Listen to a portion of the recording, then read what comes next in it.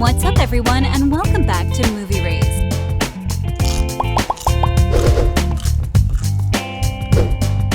Enter the enchanting world of Wednesday, where Nevermore Academy unveils a realm teeming with supernatural beings and magical mysteries. As the outcasts navigate the complexities of their powers and the social hierarchy defined by cliques like fangs, furs, stoners, and scales, a captivating tapestry of creatures emerges. From vampires lurking in the shadows to werewolves embracing their primal instincts, each supernatural being brings a unique twist to the narrative. But which of these magical entities reigns supreme in Wednesday Season 1? Let's find out. Starting off with number 7, we have vampires. Meet the gang known as the Fangs in Nevermore High's student body. They're the vampires. However, don't expect too much vampire drama in Wednesday Season 1. The spotlight falls mostly on Yoko, the vampire buddy of Enid, who becomes roommates in Ophelia Hall after a little fallout with Wednesday. These vamps in Wednesday are your typical, if not too exciting, pale-skinned bloodsuckers who prefer to stay out of the sunlight. But wait, these vampires in Wednesday are a bit different. While other bloodsuckers dodge sunlight either to blend in, a la Edward from Twilight, or because it's lights out for them like Count Orlok in Nosferatu, our Wednesday vamps have a minor issue with sunlight, hence the stylish sunglasses. It's not a total showstopper for them though. Let's cross our fingers that Wednesday Season 2 lets these vampires sink their teeth into a more exciting storyline. Moving on, we have Gorgons at number 6. Now let's talk about the Gorgons, affectionately dubbed the Stoners at Nevermore. These cool creatures draw inspiration from Greek mythology, particularly the infamous Medusa. Just like their mythological predecessor, the Gorgon students at Nevermore can turn folks into stone with just a gaze, a talent they've inherited from their snake-haired heads. But in Wednesday, it's not the Gorgons' own stare that does the stoning, it's the piercing gaze of their snaky hair. To avoid accidental petrification, you'll often spot these Gorgons rocking stylish hats to keep their hair under wraps. In Wednesday Season 1, we get to know Ajax, the Gorgon who happens to be Enid's crush. Picture the classic goofy stoner vibe, and that's Ajax. In the third episode, things take a hilarious turn when Ajax accidentally turns himself to stone while peering into the bathroom mirror. This little hiccup initially casts a shadow over Ajax and Enid's relationship, but fear not, Ajax eventually musters the courage to apologize and set things right. Up next is number 5, Hides. Meet the main monster troublemaker in Wednesday Season 1, the Hide. Wednesday dives deep into unraveling the mysteries surrounding this monstrous creature. While we don't come face to face with a Hide until the season's grand finale, we get the lowdown on why these creatures are a big no-no at Nevermore Academy.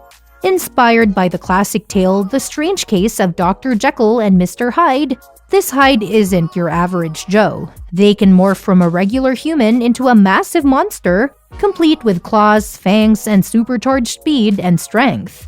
But like all good things, there's a catch. This transformation is triggered by either a traumatic experience or some chemical and hypnotic nudging. In cases like Tyler's, who falls victim to the hypnotic Hyde induction, the creature sees the one who set them free as the boss. Moving up, we have Sirens in 4th place. Now let's dive into the most sought-after clique at Nevermore Academy in Wednesday, the Scales, better known as the Sirens. Taking a cue from Greek mythology, sirens are like mermaids that entice sailors to their doom with their mesmerizing song. At the helm of this alluring group is Bianca Barclay, the queen bee of Nevermore. These sirens aren't your ordinary fish-tailed folks. They can gracefully navigate both land and sea, transforming into full-fledged mermaids with tails, webbed hands, and the ability to breathe underwater. But what truly sets them apart in Wednesday is their potent siren song. This mystical melody has the power to twist the thoughts, emotions, and actions of anyone who listens. It's so influential that it even plays a part in Bianca's breakup with Xavier, He suspects she used her siren song to make him fall for her. While Wednesday Season 1 didn't spill all the secrets, there's a tantalizing hint about Bianca's past and the enigmatic morning song cult run by her mother Gabriel. It seems siren powers have an expiration date, as revealed during the parents' weekend in Episode 5. So brace yourself for more siren tales and the unfolding of Bianca's backstory in Wednesday's upcoming seasons.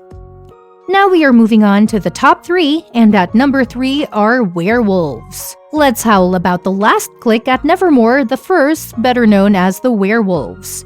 Among them is Enid Sinclair, Wednesday's upbeat roommate and somewhat unwilling bestie.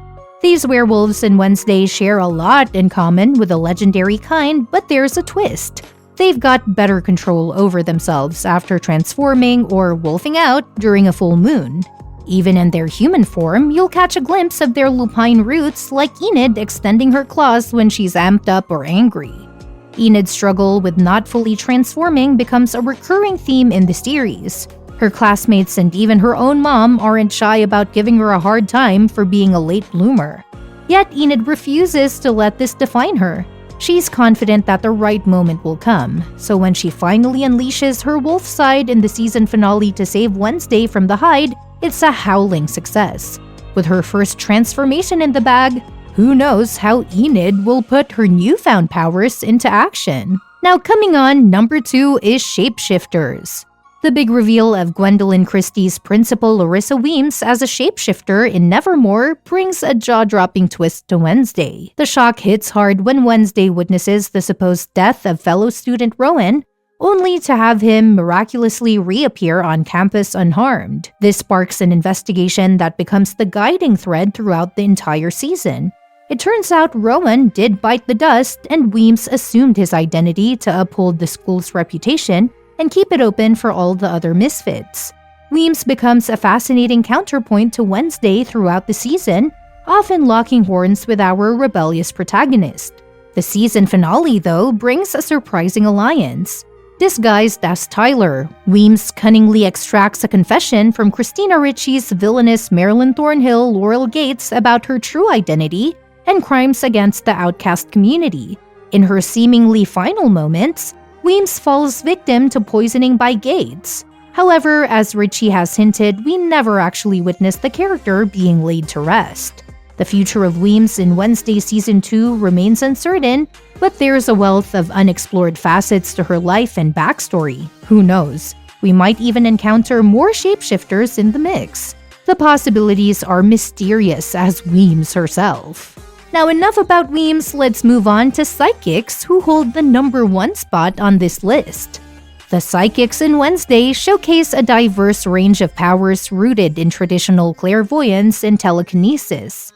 Wednesday inherits her visionary knack from her mom Morticia and ancestor Goody Addams. Similar to many psychics before her, Wednesday's power unveils crucial but somewhat fuzzy details about the person or object she touches. On a different psychic wavelength, Uncle Fester could also be labeled as psychic due to his electrokinesis powers. Among the other psychic talents at Nevermore is Xavier, Wednesday's love interest, who experiences visions through his art and can literally bring his creations to life. Eugene is another psychic in the mix, wielding telekinetic abilities to communicate with and control bees. Rowan keeps it straightforward with his version of telekinesis. As the first season concludes, it's evident that Wednesday has a journey ahead to grasp the full extent of her emerging psychic abilities. Morticia and Principal Weems offer caution, warning Wednesday that her visions could lead her astray or even jeopardize her sanity. The potential long-term effects of these visions on the main character might be a focal point in the upcoming season. Thanks for joining us on this supernatural journey through the creatures of Wednesday Season 1. Which supernatural being from Nevermore Academy do you find the most intriguing? And what powers would you want to have if you were part of this magical world? Share your thoughts in the comments below, and don't forget to subscribe, like, and hit the bell for more enchanting updates. Until next time, stay curious and embrace the magic.